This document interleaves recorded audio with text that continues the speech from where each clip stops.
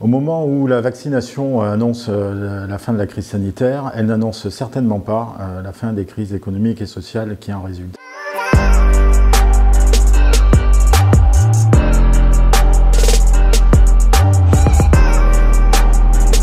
Alors il faut effectivement se souvenir de cette première ligne, de ces indispensables, de ces petits métiers. Il faut se souvenir qu'on les applaudissait, il faut se souvenir qu'on leur a fait des promesses, parmi lesquelles la revalorisation de leur rémunération pour certains, pour d'autres la réadaptation de leur statut, et pour d'autres enfin l'accès à des droits sociaux qu'ils n'avaient pas. Donc il faut se souvenir de ça, mais ça ne suffit pas.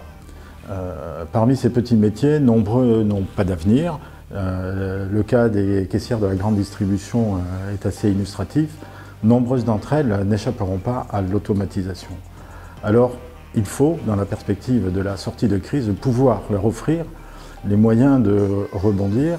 Il faut qu'ils puissent bénéficier d'un système de formation professionnelle, bénéficier d'un dispositif de transition et de mobilité professionnelle qui leur évite de venir grossir demain le rang des travailleurs pauvres ou le rang des chômeurs de longue durée.